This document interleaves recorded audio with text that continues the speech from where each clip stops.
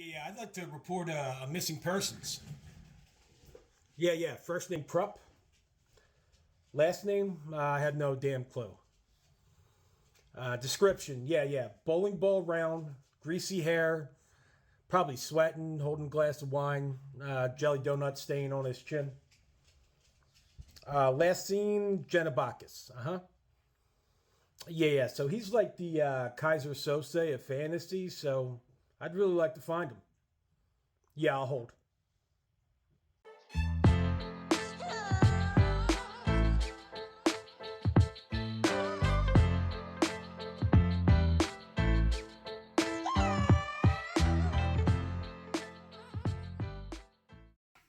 Hello, welcome to the Black and Blue Collar Reader. I have just finished Deadhouse Gates by Steven Erikson. You motherfucker. And I have a confession to make. My name is Dan, and I'm a Malazan fanboy. And I am standing outside of the fan club, and I need to know how to gain entrance. Like, is there a paper I need to sign or notarize? Is there a secret handshake that I need to learn? Malazan, like, let me know down in the comments below what I got to do to make this official, because I want access and entrance, because this book was an absolute 5-star. I'm definitely going to continue with this series. I have to say that Erikson had his hooks in me from prologue to epilogue in this one. What a roller coaster ride of a book. We had some ups, we had some downs, we laughed, we cried. Yes, I cried. I also wear pink. Anyway, let's get into this, right? We pick up right where we left off after Gardens of the Moon in Jerujistan. No, we don't. We pick up on a whole nother fucking continent. But at least we pick up with all of our favorite characters that we came to love in Gardens of the Moon.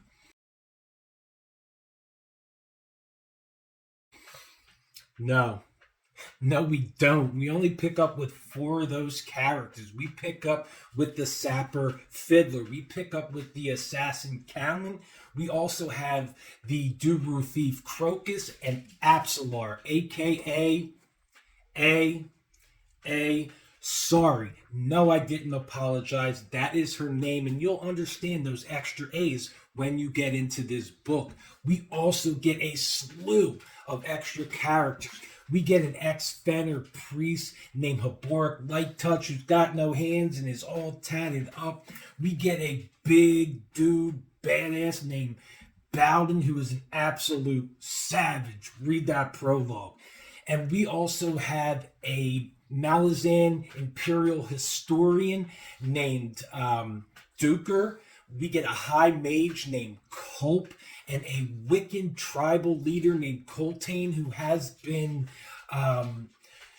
promoted to Fist in the 7 cities. And do you think we stop there? Absolutely not. This is a Steven Erikson book, bro. We have so many more characters. We get Truth, Stormy, Bent, Roach, Gesser, Pearl, Nil, Nether, Bolt, Squint, Relic, Lull, Kenneth, Manala, Shake, Leoman, and Tobla Kai.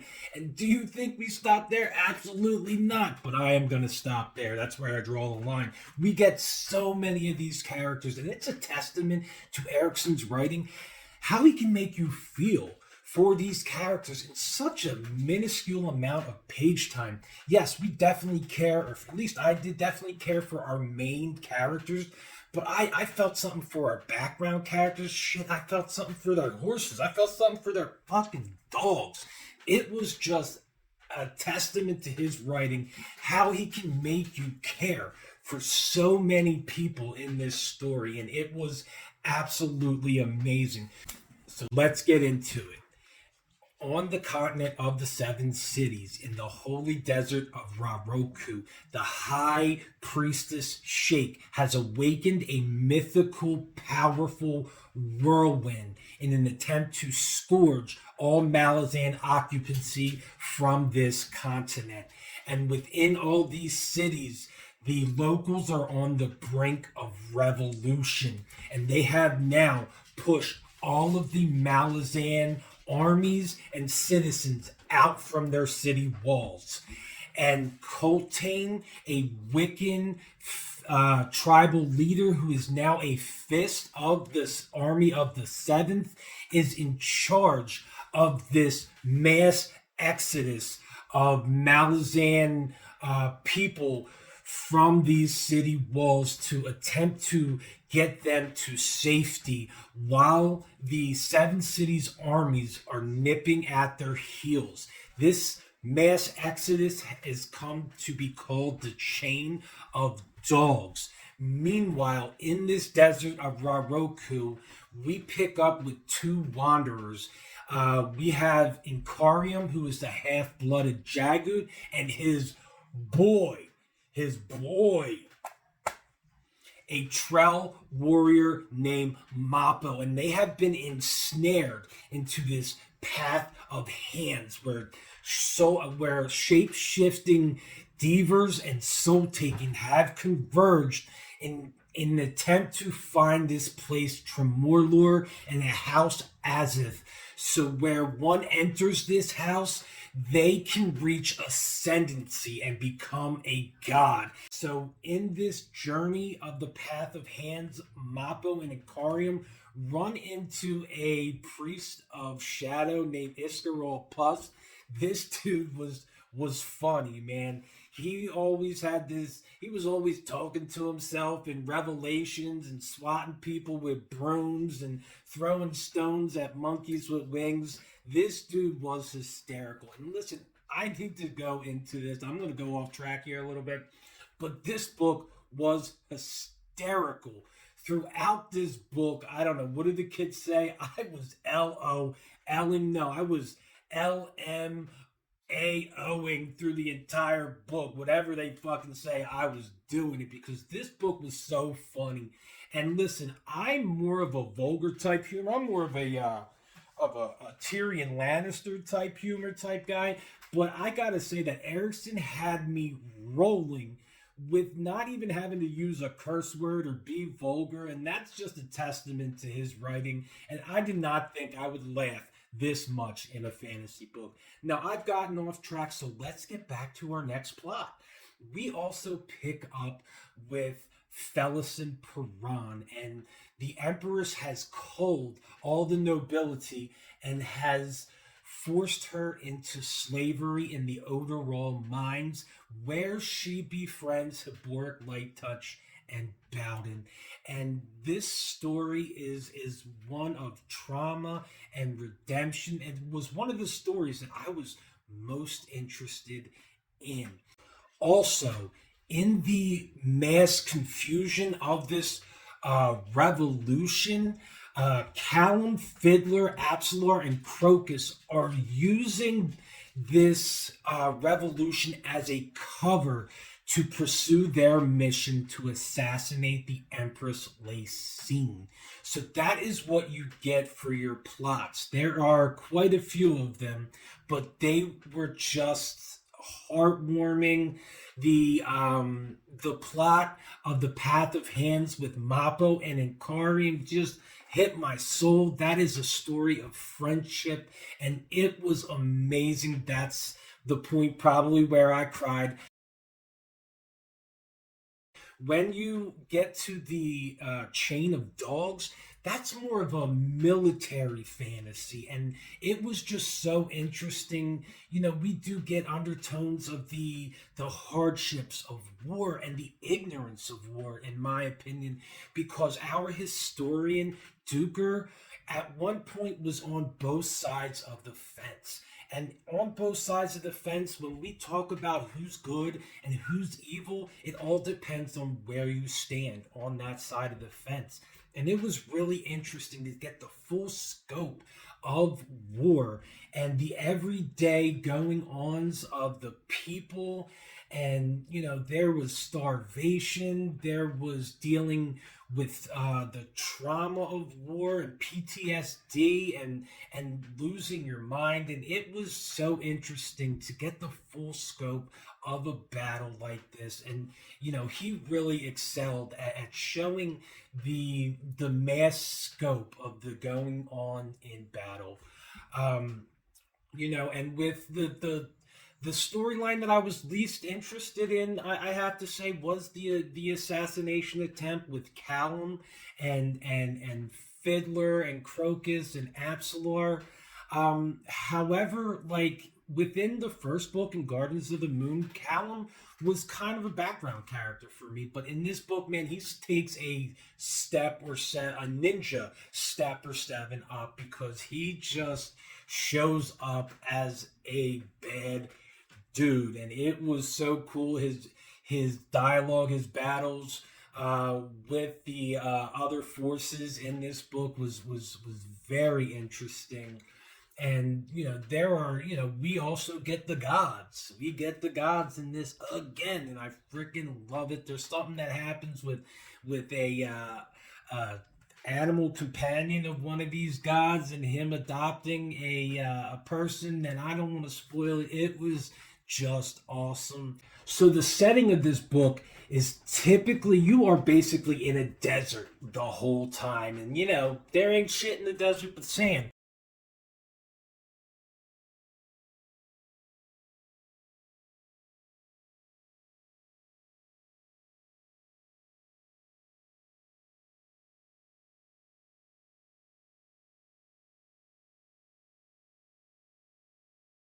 However, Erikson brings this desert to life somehow with the whirlwind and the sun and the wind and the stars and the moon, and it was and the insects. Like, he really gave life to this mysterious desert, and it was very well done.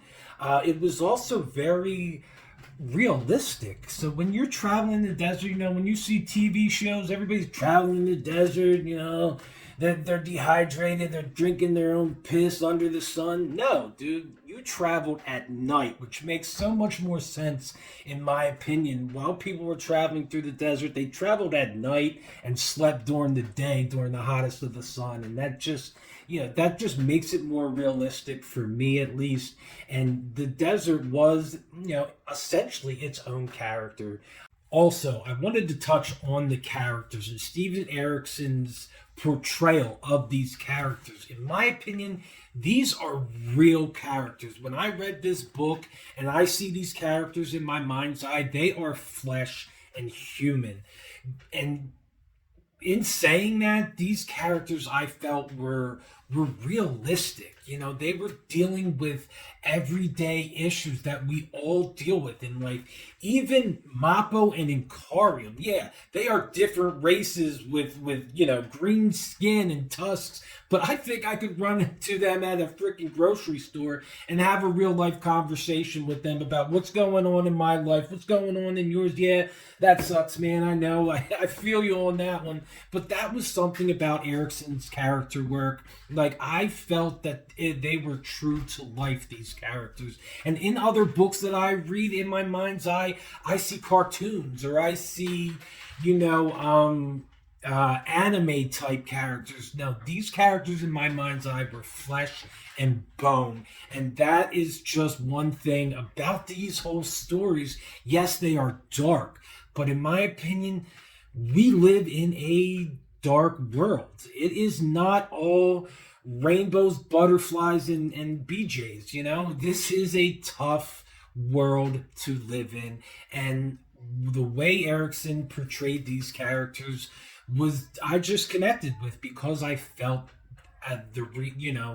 how real that they were. I'm now going to get into my favorite characters in this book, and I definitely have to start off with Mappo and his storyline, and it just hit me right in the heart. His friendship with Incarium was just one done so well that I haven't seen done in a fantasy book before.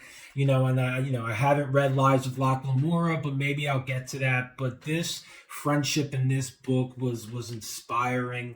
It was heartwarming, and I just hope we run into them again, 9 books down the line, maybe. The next character I liked was that whole storyline with Felison, Bowden, and Haboric Light Touch. That's where I was so invested in. And I have to say that Haboric Light Touch, being an excommunicated priest with no hands, and the things that he's trying to deal with, you know, losing faith and being expelled from his religious party, so to speak, was just so interesting to dive into in his, redemption arc.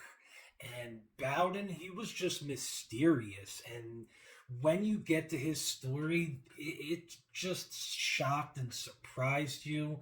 And of course, Fellison. Fellison was a favorite character of mine. And this is seen, very differently by a lot of people. Fellison was 15 or 16 at the time this book was written. And of course, she went through trauma, rape, drug addiction. And for me, that was a tough pill to swallow for someone so young. And she was, she put on this mask that she had to put on to toughen herself up to deal with the things that she has dealt with. And she was not the nicest person. Fellison, could have hung out with me and my boys on the Jersey street. She was a constant ball breaker and a habitual line stepper. She was just breaking stones constantly. She was angry and she didn't know how to handle that anger, so she directed it at other people. And she did not shed that mask, that armor that she had to put on for quite a long time. And I have a feeling that trauma still exists within her, regardless of her story arc in this book. And I have to say that the reason I liked Fellison so much is because I connected with Fellison. I've never had to go through what she has gone through, but I have dealt with trauma and I have dealt with addiction. And I remember putting that mask on to protect me and to put on a front so that nobody can hurt me again. And, I am in my 40s and that mask is still in my back pocket. I only now realize why I acted the way I did because of the things I experienced. And I connected with Fellison and I really loved her whole story arc. And, that's as far as I'm going to go on that one. But this story was magical. It really hit me hard. This is one book that I will not forget. This was an amazing story with big battles and amazing writing. The visuals that I got with butterflies and crows just still are going to be in my head for years to come. And I just know that this is a series that I am going to reread again. Erikson, Muna, man, bravo. This second book hit hard. It was absolutely phenomenal. And I can't wait to get back into the next book, which is Memories of Ice. And I've heard so many good things about this book, and I'm excited to jump in, and I will get into it shortly. But, I do have this guy to jump back into, and I've already started it. And there's a head on a pole. Man, I didn't think we would get that because I watched Jimmy Nuts and I watched what he thought of this book, and I didn't think we would get that whole head on the pole thing right from the start. But he hits you with it, and you're like, what the hell is this guy? Who's he talking to? Who are we talking about? But I'm already in to the great ordeal. This is going to be my next review. And listen, I want to thank everyone out there that has given me, encouragement to keep going on with, my reviews. I am not the most well-spoken, person at the library. I definitely have a certain type of style, and there has been a lot of encouragement out there, and even authors commenting on my videos. That just means so much to me. I want to thank everybody that has given me, that has giving me their support and encouragement. And I'm just going to keep going on because I love doing this. It's a good artistic outlet for somebody in my position in recovery and things like that. And listen, I hope you enjoyed this video. Drop a comment. Let me know what you thought about this book. Let's, get some dialogue on it. Let's talk about it. And listen, people, let's all just keep growing as people. Always keep growing as people. Let's keep growing as readers because you are with me on this journey as I grow as a reader. And listen, I appreciate all you.